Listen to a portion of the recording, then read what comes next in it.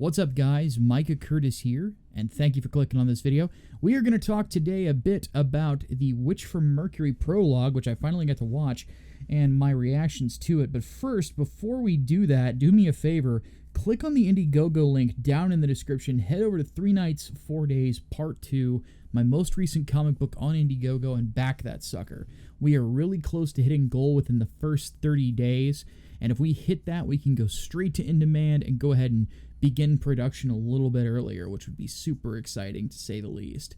So, if you haven't already, please back it, check it out. If you don't know the story, the basics are it's about 3 knights that come back from the Second Crusade and find that their village has been besieged by both a satanic cult and a witch that's behind it. It's sword and sorcery, it's dark fantasy, you will love it. But one thing that is not dark fantasy is, oddly enough, The Witch from Mercury, the most recent installment in the Gundam franchise. Now, this is a brand new show, a brand new universe, the whole 9 yards, and I'm going to be honest with you.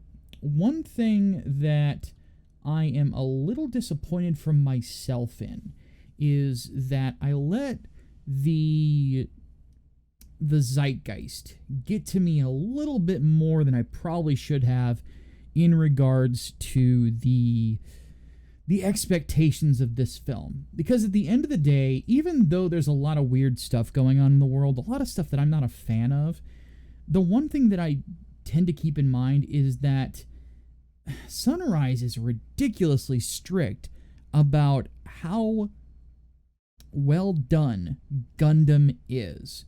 I think that, honestly, I should have remembered the quality that Gundam Hathaway was and just said to myself, they are going to try to bring out the best. They don't really care about trying to shove a political message on you because, to be honest with you, the only Gundam series that ever was really that preachy, in my opinion, was Seed. But anyway, for those who don't know, I'm a massive fan of Mobile Suit Gundam, which is admittedly why I was in a gatekeeping mood when I saw a bunch of fake fans try to attach this particular upcoming series to their favorite social movement for stupid reasons. It's not even an American show. Can I just say something really quick? Just to Westerners in general, on both sides of the aisle, don't try to take another culture and use it as a W for your own. It's not, you know? So, just a heads up. That's my thoughts on that. But regardless, Mobile Suit Gundam, The Witch from Mercury, is a series that, well, I wasn't sure what to think about it, because the initial pitch, the initial description of the show, honestly kind of made it sound like Gundam Hogwarts. And right out of the gate, I'm like, well, shit, I'm not interested. And yet, I found myself when the prologue came out on free for people to watch on YouTube, I couldn't help but look at it and go, you know what? I'm going to take a stab at it. I'm going to give it a shot. Why the hell not? I got spare time. So that's what I did. And what I found is something that I was very, very surprised by. First off, I probably shouldn't have had my doubts here, because the writer of this show is Ichiro Okuchiki, who had worked on previous Gundam shows. He actually worked on Turn A, doing some of the episodic screenplays. Well, episodic screenplay for that. He did it for Razafon. He did it for Wolf's Rain. Again, not the main series writer. The main series writer, where he comes in on that one, is Code Geass. That is what he is mostly known for. But he also worked on other mecha after that, too, like Valvrave the Liberator. And he also did some series composition for one of my favorite anime ever, Devilman Crybaby. And he also apparently has done some work on Berserk as well, the films specifically, which is freaking awesome. So needless to say, though, this is a guy who has written quite a bit of mecha, and specifically Gundam. Again, working on Turn A, he apparently did the novelization for the 08th MS team, which is really fucking dark compared to the original series, and that's saying something. And then, of course, the director is the guy who directed Kill la Kill. He directed Spriggan, the most recent TV series, which I hear is great. I have not watched yet. And he's not the main director in Kill la Kill. He was just one of the series directors. But either way, both guys are very experienced with mecha and with action. So there wasn't really a reason for me to doubt that they could pull this off. And on top of that, the other thing that I noticed right out of the gate is that this series feels very, very Gundam, even though it is a different universe. So let's set the stage here. The idea in The Witch from Mercury is that this goes on in a timeline called Ad Stella, AS. So, brand new universe. And basically, it is a world that kind of has some similarities to our own, in which there's a lot of corporations, and they are, humanity in general is starting to enter space. Like, we're not quite where, like, After Colony, the Gundam Wing timeline was at. We're not quite where the Universal Century was at, or something like that, where there's, like, a shit ton of colonies, at least during this, at least not as they presented it. But we're starting to move in that direction, right? And one thing that is starting to get developed in this world is this technology called GUND, G-U-N-D. The acronym was probably explained on like a flash of screen or something like that, and I missed it, but you kind of get where it's going, right? But basically what it is it's cybernetics. Cybernetics specifically developed to help humanity adapt to space life, which is an interesting idea. I dig it. I like cybernetics in general, so it's like, let's fucking go, right?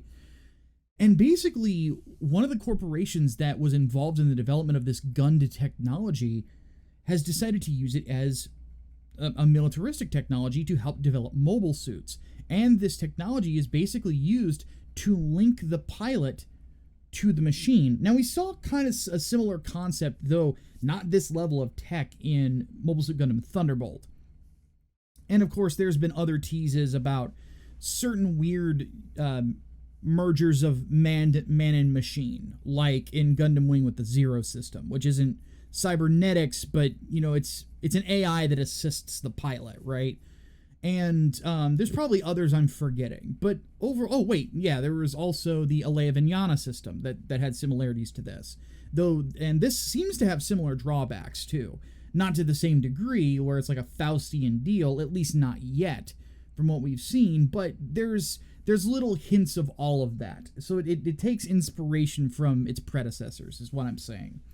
And in the development of these Gundams, what they've basically got is a mobile suit that is far superior to anything else because the pilot is directly linked to it. I guess another way that you could compare it is Psycho Frame as well. Psycho Frame, for those who don't know, was developed in the Universal Century. It sort of starts getting hinted at in Zeta and Double Zeta. Both those particular machines have what's called a, not a Psychomu, biosensor.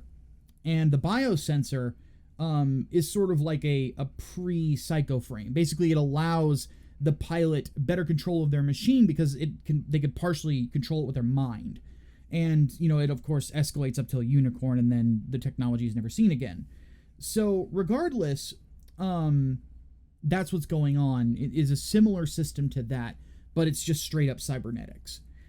But anyway, there is a decision that is brought down by the government in this particular series to stop this development because it's just, for whatever reason, the pure motivations aren't really completely given. The guy who makes the decision is an old military head, and it really just seems like a coup. Like, he's worried that this is too powerful, and he wants to shut it down because it could end up being a threat to his own power. At least that's the impression that I got. And while all this is going on, there's a family that's on a asteroid that is developing a Gundam known as the Ilfrith at what's called the Venatus Institute. There's a father and mother that are there. They're both working on it. The mother is actually the test pilot named Elnora. And her daughter, it's her birthday. And her daughter, by the way, is cute as a button. Basically, the whole family is working on this Gundam. It's almost like a husband-wife project. The husband, Nadim, he is one of the engineers that is working on the machine. And the gimmick with Elnora is that she is a cyborg. At some point, she had lost her arm, and it was replaced with Gund technology, which is why they're using her as the test pilot, because she can link up with the Ilfrith. You know, of course, they have their little girl, their daughter. In this particular instance, basically what we see is the results of that decision to stop the development of the Gundams.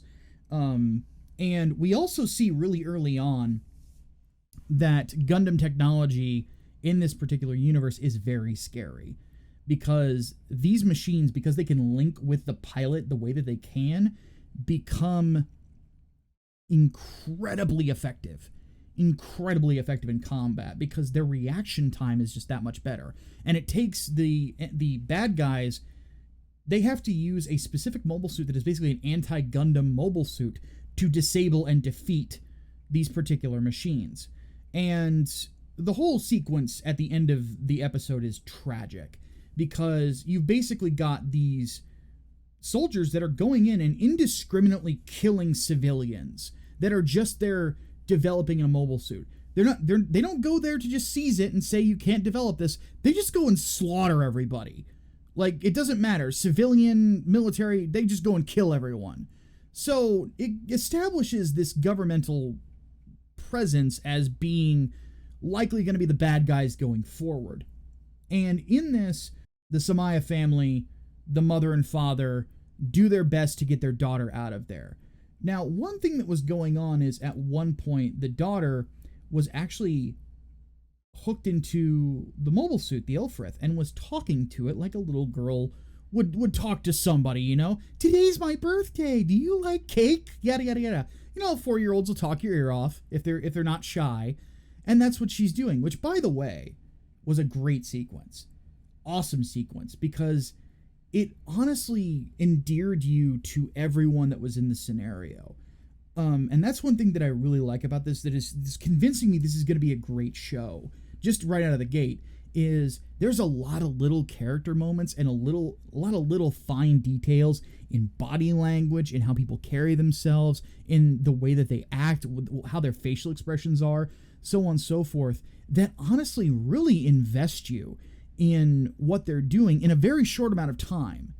You know, and again, that's one of the things that, like, when Gundam is on as a series, it is, in my opinion, unparalleled in the world of anime. Like, the only anime, not manga, anime, that I have seen that honestly came close to it was something that was inspired by it in Evangelion.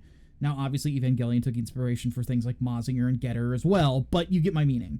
As it stands, you know, because this is Gundam, there's war crimes going on, and they're trying to get their daughter out of there.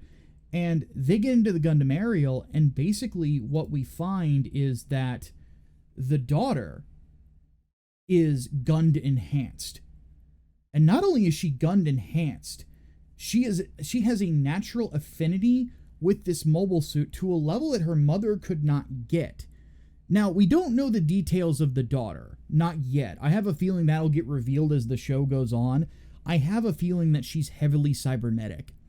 Or she might not even be completely human, to be honest with you. Not just, like, has some cybernetic parts. Maybe she's like the Terminator. You know, she's like half machine, half man. You know, a pure cyborg, basically. You know, just a 50-50 mix of both. We don't know yet. Maybe it's nanomachines, son.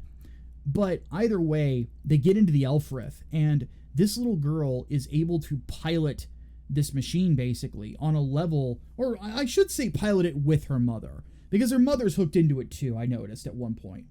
But the combined affinity with the machine between the two of them is insane, because the weaponry on this particular Gundam is all bits. So imagine, if you will, the new Gundam from Char's Counterattack. Imagine if Amuro's bit system was a way that he could fold it into rifles and into a shield and things like that. He could use an eye field and stuff like that. But that's the sort of thing. Or think of the Moon Gundam, if you guys are familiar with Moon Gundam. The psychoframe plates that it uses. Imagine if those could form into weaponry and shields and things like that. I mean, if it can form into a shield, but you get my meaning. That's the weaponry of this particular Gundam, and it is fucking frightening how good it is. It really was just a step above. And the spoilers at this point, so don't listen if you don't want to be spoiled on what happens. At this point, the anti-Gundam mobile suit finds the Elfrith and manages to shut it down. And the wife and the daughter they're basically dead to rights. And then the father comes out of nowhere and he destroys one of the anti-Gundam bits that this thing uses. And he grabs the pilot of it and he sacrifices himself so that his wife and daughter might live. I just want to say something right now. That is how a father should behave, in my opinion. Willing to lay his life on the line for his wife and daughter. Anybody who is a father, if you're not willing to lay your life on the line for your wife and daughter, if you are not of that character, you're not a man. Period, point blank. No excuses, no nothing. For any of you fellas out there, that's the expectation of you, and it is a noble thing, and don't ever let anybody ever tell you otherwise. Regardless, it's great storytelling as well, because it's all about love. It's all about this feeling that, we have to protect our families. And it's a great setup, because the Gundam leaves, and we don't really know what's going to happen next, because obviously the series isn't going to be out until October, I think. September, October, I don't remember. But regardless, I have to say, guys, I really liked this. And I'm surprised that I did. The Gundam designs look really good in motion. It's all traditionally animated from what I could tell. I didn't see any CG in it, unless I missed something. And that was really cool to see, because I'm not a big fan of CG mecha. It looked good in Hathaway, but that was it. But the art style looks great. The characters are compelling. You get attached to them very quickly. Because, again, there's a level of detail that is brought here that you can't help but appreciate. And honestly, I'm really intrigued by where this is going to go. I'm really, now I am more interested in the little girl. Her real name is Eric, but her name in the series is going to be Suletta. I'm really intrigued as to what her story is going to be like now, because what is going to be her goal? Is she going to want revenge? Why is she entering this school for pilots? How the hell does she keep that Gundam? So on and so forth. There's a lot of questions, but they're good questions. And that's the thing. It's not the sort of questions you're left after a bad movie or television show. These are the kind of questions that make me want to watch the next episode. And I'll be honest, I'm hooked. I legitimately want more of this show. I am super excited to see it. I'm curious as to where it's going to simulcast at, because I heard it's going to be simulcasting. But once it starts airing in October, I'm going to be there. And to be honest, if you guys want episode by episode breakdowns of this particular show, I would be more than happy to provide too. So, needless to say, Sunrise is pretty fucking good at what they do. And I'm excited to see more. I really am. I think that this is going to be a show that understands that it's part of a legacy, in Gundam. But at the same time, it's going to try to do its own thing. And it's going to try to do its own thing in a good way. And it's, it doesn't look like some pretentious BS that I thought it was originally from the initial pitch. So, with all that said, yeah, I really dug it, man, and I'm looking forward to seeing more. So with all that said, I'm going to go ahead and take off. If you haven't already, 3 Nights, 4 Days, once again, live on Indiegogo. If you have not backed it yet, please do. Also, this coming Friday, If all goes well, I will be debuting the brand new cover to Englewood Book 2, done by the great Preston Acevedo. I don't think the colors are going to be done by then, but the pencils are done. So I am super stoked about it. Preston put on some great effort. So on Friday, guys, bring your wallets, because we got a lot of cool stuff going on. So on that note, I'm going to go ahead and take off. My name is Micah Curtis, your favorite vanilla gorilla. Have yourselves a great rest of your day.